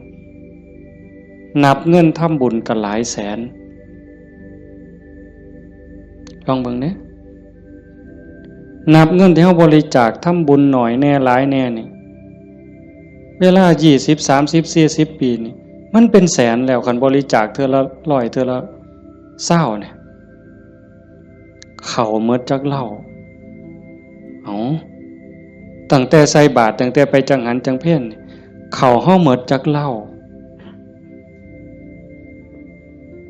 เอาผ้าเอาสาดเอาหมอนถวายวัดหมดไปหลายปานใดคันเว้าถึงแง่เป็นบุญแง่ความภูมิใจนี่โยมก็ภูมิใจบักคักเอาตัวนี้มาเป็นปีติจูงจิตให้เกิดความสงบก็ยังได้เป็นบุญได้เป็นจาคานุสติเนี่ยนำพาจิตไปสู่ความสงบได้อันนี้คือแง่ของบุญก็เป็นที่เพิ่งให้จิตให้ใจอย่างมหาศาลเลยล่ะไปแต่คันว่าถึงแง่ของการพัฒนาเป้าหมายของพุทธศาสนาในขณะที่เสียเงินไปหลายแสนแล้วหมดเงินไปหลายแสนแล้วหมดเข้าไปหลายเหล่าแล้วยกใจขึ้นบ่ใจเฮายกขึ้นได้ส่ำใดความโลภลดลงจักหน่อยบ่ความโกรธลดลงจักหน่อยบ่ความแข็งดีแข็งเด่นลดลงจักหน่อยบ่หือไปวัดแห่งแต่ไปผิดกันอยู่วัดขาดทุนได้นี่ครูบาอาจารย์มีสื่อมีเสียงลังเทื่อก็สิไปญาติกันเป็นที่หนึ่งมันมีอยู่เรื่อยเห็นอยู่หลายหมองโดยเฉพาะโยมฝ่ายอุบาสิกาเฮ็ดหยังก็อยากถวายหลวงพ่ออยากให้หลวงพ่อฉันของเจ้าของใส่ของเจ้าของผู้นี้เฮ็ดอยู่แล้วมีผู้ใหม่มามีการแข่งกันขาดทุนนี่ตัวนี้คือขาดทุนลอดพื้นบ่แม่นขาดทุนธรรมดากิเลสมันบ่ได้ยอมเฮาเด้ไม่ออกสังเกตเด้อย่าเชื่ออาตมานำแม่ได้พระเถาะเพราะฉะนั้นหลวงปู่ชาบ่ได้ถีบพระดอกเนาะได้ไปนวดหลวงปู่แล้วว่าเจ้าของคักหลวงปู่เพิ่นฮู้จักความคือเลยถีบเลยหงายหลังตึงยังจังได้คิดเห็นบ่นี่คือครูบาอาจารย์เพิ่นสอนให้เห็นจิตตัวนี้โยมคันบ่เห็นจิตตัวนี้นี่ง่วมซ่าไปอีกโดนเติบเยจิตตังสัญญเมสันติโมขันติมานะพันธนาถ้าบุคคลใดจะพึงตามดูจิตบุคคลผู้นั้นจะพ้นจากบ่วงแห่งมารคันเห็นใจตัวนี้นี่เขาต้องการความสะอาดแม่นบ่ต้องการความสะอาดต้องการความบริสุทธิ์แห่งจิตแห่งใจเนี่ยมันจะเห็นคันบ่จังซั่นเข้าข้างเจ้าของเสยเด้มันมาที่หลังมันสิมาใหญ่กว่าเฮาได้จังใดมันสิมาเป็นที่หนึ่งได้จังใดผิดกันวัดแตกเว้ยมีเด้แนวนี้ก็ได้ขาดทุนเสียเงินเสียทองหาคืนใหม่ได้เด้หาเงินแสนเฮาก็ยังมีโอกาสสิหาพ่อโยมหาเงินล้านยังมีโอกาสสิหาพ่อเสียหยังก็เสียได้แต่ว่าคันเสียเวลาเนี่ยเสียเลยเด้เสียเลยมีเงิน100 ล้านซื้อนาทีที่ผ่านไปกลับมาบ่ได้ซื้อนาฬิกาเลื่อนละแสนเลื่อนละล้านน่ะซื้อได้แต่ซื้อเวลาวินาทีเดียวก็ซื้อบ่ได้เฮาหายใจเข้าหายใจออกตอนนี้หมดแล้วก็หมดเลยบ่กลับคืนมาอายุเฮาก็หมดไปความตายก็ใกล้เข้ามาเวลาแห่งการเก็บเกี่ยวสัพพะธรรมเก็บกรรมบุญกุศลซักฟอกจิตใจให้สะอาดบริสุทธิ์มันหมดไปเรื่อยๆจังซั่นจังว่าเขาวัดเขาว่าประพฤติปฏิบัติขันบ่เข้าใจถึงสาระแก่นสารคำสอนของศาสนาเนี่ยบุญนั้นได้อยู่ดอกแต่มันบ่ทันปลอดภัยอย่างว่าพระพุทธเจ้าบ่ให้มาติดอยู่ที่บุญแต่เพิ่นให้เฮ็ดบุญให้สร้างบุญให้สร้างหลายๆแต่ว่าให้กายไปอีกสู่ความสะอาดบริสุทธิ์แห่งใจถ้ามันไปบ่ทันฮอดนั้นบ่ปลอดภัย เทวดาก็ตกสวรรค์ได้เห็นบ่จังซั่นจังว่าในเมื่อเฮามาสู่ขบวนการปานนี้โยมพอออกผู้เป็นเจ้าภาพก็ตั้งใจปานนี้เฮ็ดดีมาปานนี้ก้าวขึ้นไปอีกให้ก้าวขึ้นไปนี้ก่อนวันเวลาของชีวิตมันสิหมดให้พยายามเฮ็ดใจให้เป็นกลางๆหูได้ยินจมูกได้กลิ่นลิ้นได้รสกายได้สัมผัสก็เฮ็ดใจให้เป็นกลางๆสิปฏิบัติกับสิ่งที่มากระทบจากตาเห็นจากหูได้ยินจากจมูกได้กลิ่นลิ้นได้รสกายสัมผัสก็เฮ็ดด้วยสติอย่าให้รู้สึกว่าหักอย่าให้รู้สึกว่าสั่งอย่าเฮ็ดด้วยความสั่งอย่าเฮ็ดด้วยความดีใจด้วยความเสียใจอย่าเฮ็ดด้วยความหักให้จิตเป็นกลางกันเด้อจังซี่คันเฮ็ดได้จังซี่มันอ่อนซ่อนเจ้าของเด้อาตมาก็เฮ็ดบ่ทันได้ก็ยังพยายามอยู่ก็จังว่าส่วนญาติส่วนโยมเฮ็ดไปพร้อมๆกันคันบ่จังซั่นน่ะมันเสียเวลาเสียดายเจ้าของ30-40 ปีหมดเงินก็หลายแสนหมดข้าวก็หลายเหล่าหมดเวลาในการทำมาหากินเงินที่มาบริจาคข้าวของที่มาทำบุญก็หมดไปแล้วเวลาล่ะคันเอาเวลานั้นที่มาอยู่วัดอยู่ว่ามาสร้างน้ำทำบุญไปหาเงินหาทองมันก็ต้องได้ตื่มกันอีกหลายเติบมันจักเท่าแต่ว่าเฮายอมเสียสิ่งนั้นเพื่อสิแลกเอาสิ่งที่ดีที่สุดสิ่งที่ประเสริฐที่สุดก็คือใจเจ้าของเนี่ยให้ได้ใจที่มีความสงบใจที่มีความร่มเย็นใจที่เต็มเปี่ยมด้วยความเมตตากรุณายินดีมุทิตากับผู้อื่นใจที่เป็นอุเบกขาโตสติความระลึกได้แล้วก็อุเบกขาตัวว่างจิตเป็นกลางจิตที่เฉยเป็นสิ่งที่เฮาควรจะหาให้มันได้หาให้มันพอให้มันเจอก่อนลมหายใจสุดท้ายสิดับลงไม่ออกให้มันพอจิตนี่ก่อนลมหายใจสุดท้ายสิดับลงเพราะนั่นคือพุทธะพุทธะคือความสะอาดจิตที่สะอาดจิตที่สว่างจิตที่สงบสะอาดจากหักจากสร้างจากดีใจจากเสียใจจากได้จากเสียจากบวกจากลบสว่างสวัยด้วยสติปัญญาหูเท่าท่านตามความเป็นจริงหักก็ตามสร้างก็ตามสรรเสริญนินทาก็ตามลาภยศสรรเสริญก็ตามสว่างตาโดยแสงไฟเพิ่นเว้าสว่างใจโดยแสงธรรมบ่ยินดียินร้ายเห็นทุกสิ่งทุกอย่างเกิดขึ้นตั้งอยู่ดับไปอนิจจังทุกขังอนัตตากฎของแต่ละขอบงำสรรพสิ่งอยู่สะอาดสว่างสวัยโดยสติปัญญาสงบนิ่งจิตใจบ่กระเพื่อมด่ามากกับบ่กระเพื่อมย่องมากกับบ่กระเพื่อมนักแน่นคือกับหินจิตใจของพุทธะเป็นแบบนั้นสะอาดสว่างสงบหูเท่าท่านตื่นจากความหลับไหลเบิกบานจากการที่เจ้าของบ่มีโทษตรงนี้เป็นวิชาการของพุทธศาสนาเป็นหลักที่ชาวพุทธต้องปฏิบัติอันสิไปอ่อนว่อนบวงสรวงสวดแล้วก็ขอสวดแล้วก็ขอขันมันได้ซ้ำนั้นมันก็สิดีอยู่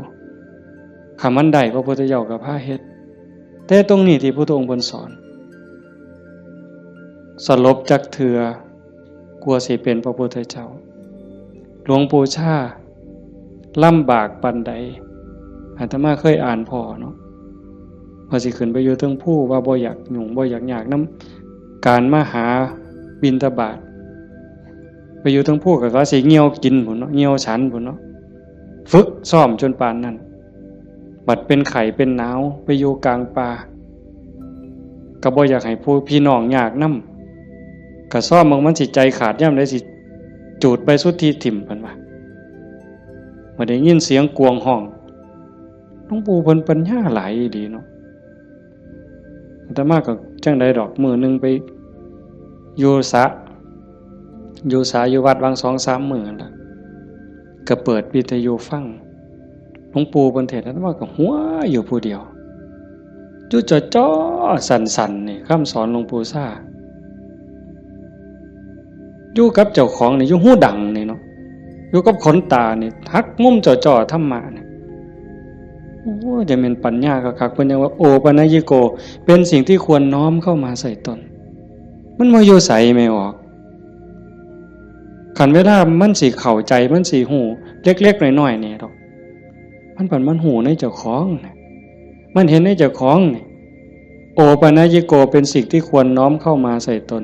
คันน้อมเข้ามาใส่ตนนั่นเป็นคำสอนของพระพุทธเจ้าคันน้อมออกไปจักแม่นคำสอนไผบัดนี้คันไปอ้อนวอนบวงสรวงเทวบุตรเทวดาอินทร์พรหมยมยักษ์พระเจ้าทั้งหลายนี่แล้วโลดแต่ว่าอาศัยการประพฤติปฏิบัติจังว่าการฟังเทศน์ฟังธรรมให้เป็นไปเพื่อความศรัทธาความเหลื่อมใสศรัทธาปาสาทะวิริยะความภาคเพียรพระพุทธศาสนาเพิ่นสอนเรื่องความภาคเพียร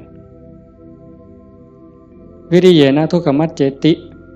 เฮาสิล่วงทุกข์ได้ก็ย้อนความเพียรพยายามของเฮาเองผู้อื่นเฮ็ดให้บ่ได้คันเฮ็ดให้ได้มีผู้วิเศษผู้ศักดิ์สิทธิ์ครูบาอาจารย์เป่าให้เสกให้ผู้ใดสิเกินพระพุทธเจ้าก็ออกว่าไผสิเกินพระพุทธเจ้าในโลกในจักรวาลเนี่ยคันมันเฮ็ดแทนได้ทำพิธีเฮ็ดให้ได้พระพุทธเจ้าเฮ็ดให้หมดเมื่อเช้าย่างบิณฑบาตหัวแต่ว่ามันก็หาเรื่องอยู่เลยปีชงเพิ่นว่าปีนี้ปีชงหยังชงกาแฟ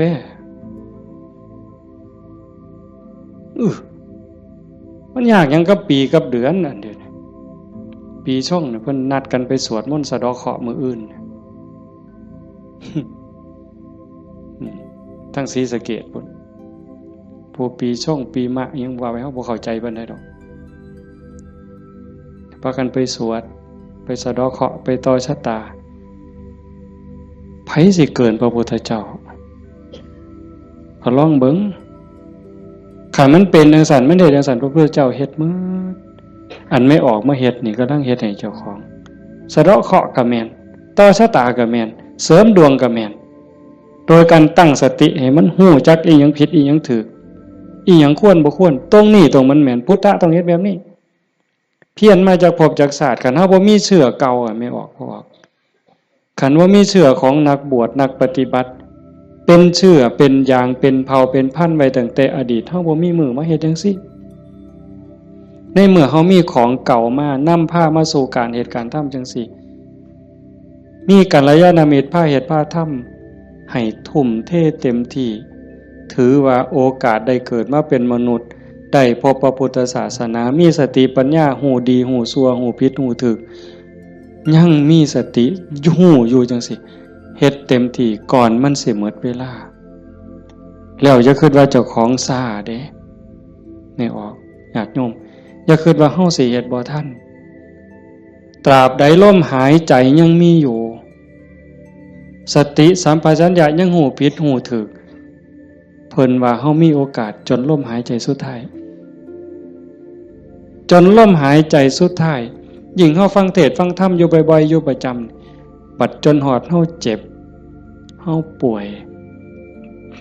เฮาใจสิขาดสิล้มสิตายสิ่งที่เฮาฝึกมาตลอดชีวิตทบทวนมาตลอดชีวิต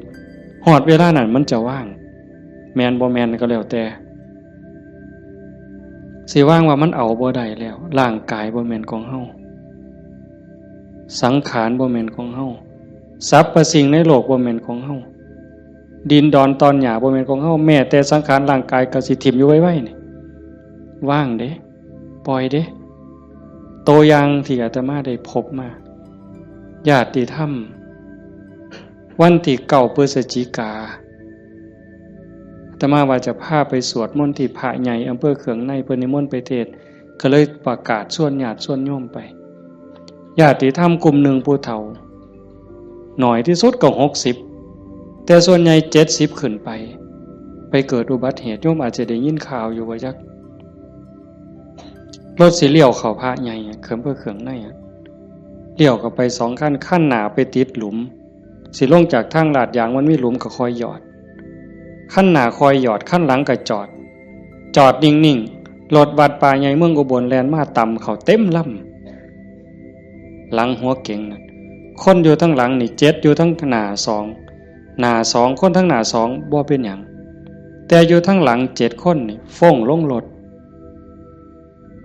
ตาย3บาดเจ็บหนัก4เป็นจังไดพวกผู้เฒ่าทั้งหมดนี่ว่าชีวิตเฮาอันนี้เพิ่นเว้าก่อนเป็นได้เว้ามาเรื่อยๆดอกบ่แม่นเว้ามื้อนั้นเว้าเรื่อยๆเว้าตลอดถ้าเฮาได้เข้าวัดเข้าว่าได้ปฏิบัติเป็นนักรบตายในสนามรบตายยามใดก็บ่ย้านยิ่งไปเฮ็ดบุญตายแห่งแต่ดีบางสิเลยเด้ตายก็ตายไปแต่ว่าซุ่มยั่งนี่กระดูกโค้งหักแขนหักกระดูกสันหลังเคลื่อนกระดูกต้นข้อเคลื่อนขาหลุดโบกแม่นหมด2คนหนึ่งนี่หมอเขาว่าเป็นอัมพาตตลอดชีวิตซอยเหลือเจ้าของบ่ได้อาตมาก็ออกมาบ่ได้เทศน์นำสนอกได้ยินข่าวอาตมาเป็นนางลงปุ๊บก็เสียงหวอรถดังเลยพอได้ยินข่าวว่าเป็นญาติที่ทำก็แต่ตามเขามาโรงพยาบาลเขืองในพอแต่ไปหอดแม่ใหญ่นึงเขาก็ไปเขามาอุบลก็หลายแล้วแต่แม่ใหญ่นึงนอนอยู่ก็เจ็บแขนหักหน้านี่ลอกหมดเลือดแดงพอแต่เห็นโอ้ยอาจารย์แขวหักเพิ่นว่าแขวเสียไปซ้ำเพิ่นว่าโอ้ยสร้างมันตัวใหญ่บ่ได้ซื้อเพราะบาดดอกแขวเพิ่นว่าเราก็ยังดีใจอยู่เด้หลานหน่อยไปนำหลานอาตมาไปนำ2คนจับมือยายแน่มันหนาวมันสิไปทั้งเพิ่นแล้วนะมันหนาวจับมือยายแน่ให้ยายอุ่นแน่ให้ยายอุ่นแน่เด็กน้อยก็จับผู้คนก็บ่ฮู้เรื่องสลบไปบัดพ่อใหญ่นึงบัดกระดูกหักเขาก็คิดว่าแอวหักถ้ามาก็คิดยากหมอเขาก็มาจับนี่เขาก็เพื่อทดสอบว่าเป็นหยังมาสุดท้ายเขาก็ว่าแอวหักกระดูกหักถ้ามาก็โอ้ยตารู้ตนผู้เฒ่าเราก็ถามหาเมียเนาะครูนั่นโยมบ้านฟังเพศอาจจะเห็นพ่อใหญ่ผู้ดำๆมันเพิ่นสิเป็นครูแต่ถ้ามาเอิ้นเทวดาตาบ่เห็นห่วงดอกผู้เฒ่าขี่รถมาเกือบ20กิโลรถซาเล้งเพิ่นมานั่นเพิ่นก็ถามหาเมียเพิ่นอาตมาก็บ่ได้ปากดอกแต่หมอไปนำนั่นเพิ่นเว้าก่อนยายเพิ่นก็ถามหาตาอยู่จริงๆเขาไปอุบลตายก่อนหมู่ยายนั่นหมอนเป็นตะเงิดหลายบัดนะอาตมาเยี่ยมอยู่โรงพยาบาลสรรพสิทธิ์ไปเยี่ยมเฒ่าผู้ชายหันก่อนโอ้ยอาจารย์บ่แม่นของเฮาจักอย่างเพิ่นว่าเด้บ่แม่นของเฮาจักอย่างบอกบ่ให้เจ็บมันก็เจ็บมันอยากเป็นหยังมันก็เป็นบ่แม่นของเฮาจังแม่นน้อเพิ่นว่าหลงว่าของเจ้าของมาตั้งโดนอันนี้ก็ตัวนึงหลังจากนั้นมาเยี่ยมแม่ใหญ่ผู้กระดูกข้อเคลื่อนกระดูกสันหลังเคลื่อนอันนี้หมอก็ว่าเป็นอัมพาตตลอดชีวิตบัดนี้ถ้ามาหอดแล้วเว้าแม่ใหญ่นี่แล้วเว้าอีหลีน่ะเว้าแผ่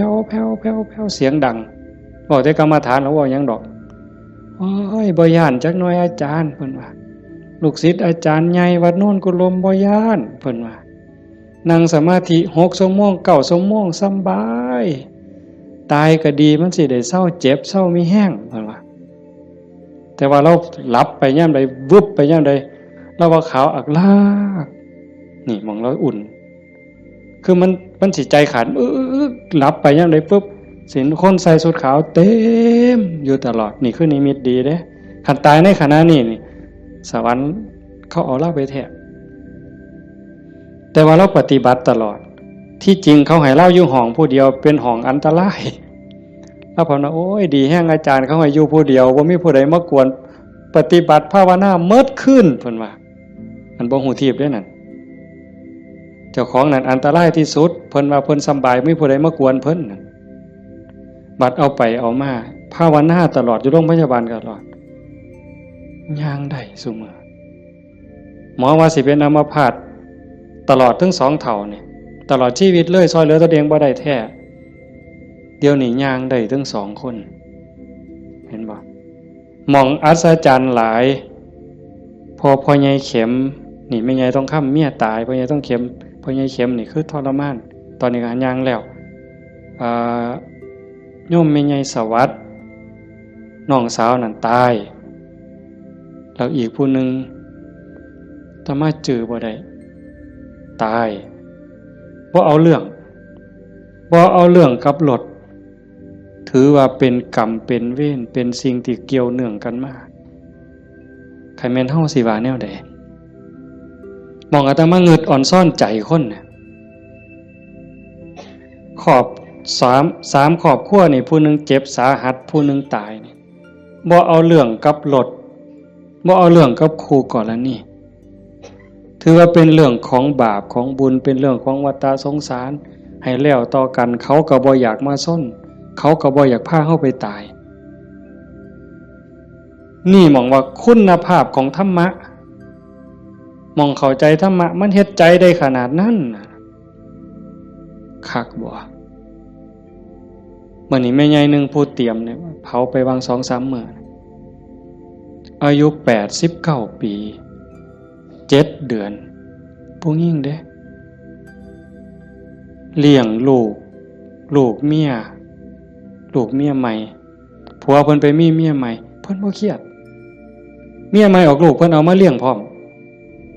เอาไม่ออกเฮ็ดได้บ่ นี่คือน้ำใจคนนะ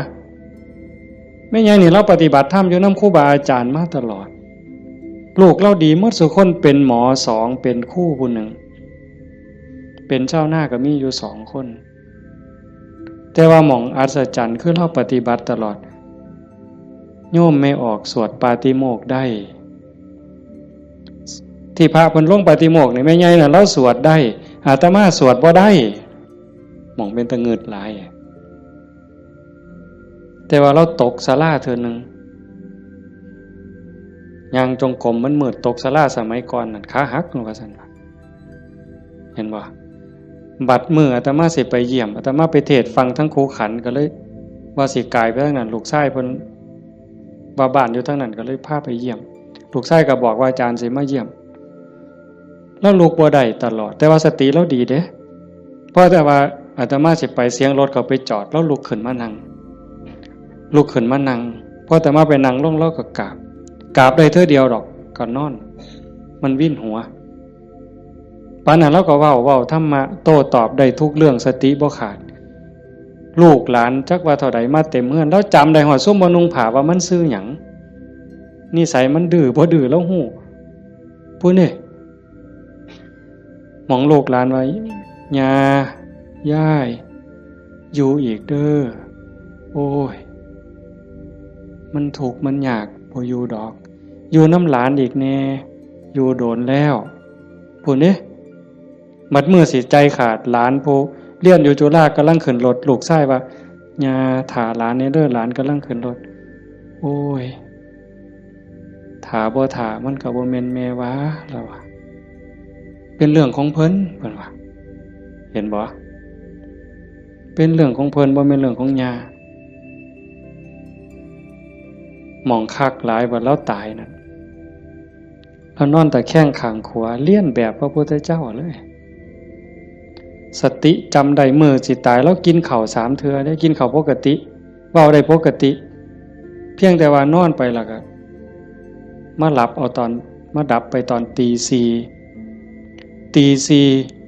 คนตายลูกนี่เป็นหมอ2แล้วก็หลานเป็นหมออีกผู้หนึ่งมันบ่เข้าในทฤษฎีโยม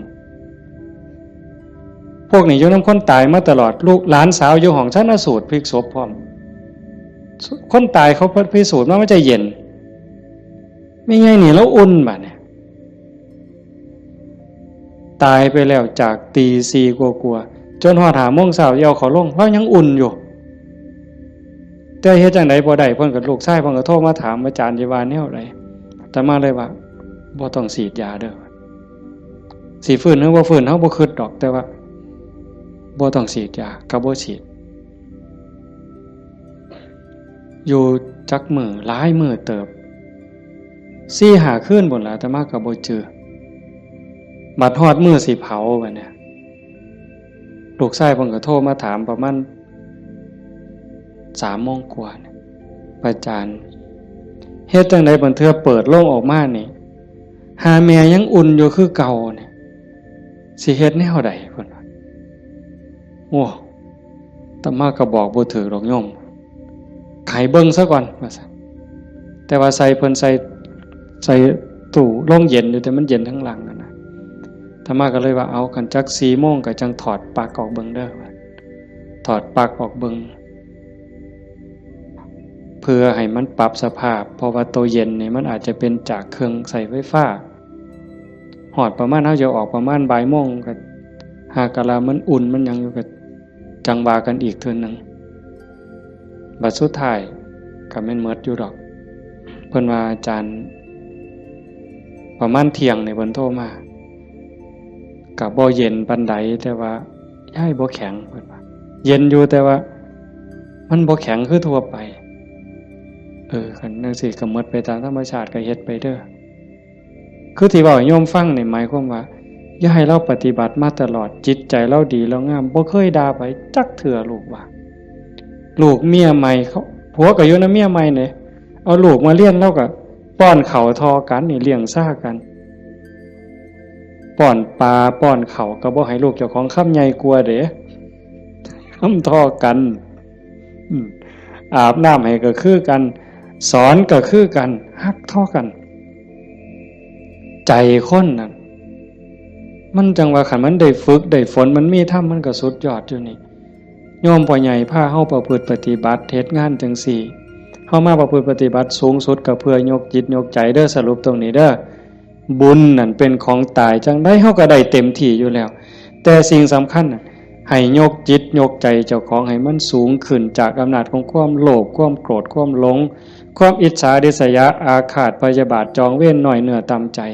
เฮาสิเอาชนะมันได้เฮาสิสูงขึ้นกว่าอำนาจของกิเลสได้ย้อนโยมสังเกตใจเจ้าของย่ามตาเห็นหูได้ยินจมูกได้กินลิ้นได้รสท่านเฝ้าไปเสือมันอย่าไปหักไปสร้างน้ำมันนิ่งแล้วสังเกตความรู้สึกสังเกตความคิดสังเกตความรู้สึกคันมันเอียงไปทั้งโลภหลายก็บอกว่าเจ้าของนั้นขี้โลภหลายอยู่ค่อยถอนออกหัดบริจาคหัดแบ่งหัดปันคันมันโกรธหลายเห็นอันใดผิดหูผิดตาแล้วงุดหงิดหนหวยขึ้นเป็นตาสร้างขึ้นมาหูจักมันปรับแล้วก็หูจักเมตตาเขาก็คือเฮานั่นล่ะเขาบ่ทันหูเขาจึงเป็นจังซั่นหูจักให้อภัยฝึกไปคอยยกระดับดวงจิตขึ้นมาให้เข้าใจว่าพระพุทธเจ้าบ่ได้สอนให้เฮาทุกข์พระพุทธศาสนาสอนให้เฮาพ้นทุกข์โกรธก็คือทุกข์โลภก็คือทุกข์หลงก็คือทุกข์เป็นเหตุให้ทุกข์เฮาก็ต้องดับเหตุมันเฮ็ดให้จิตใจเป็นกลาง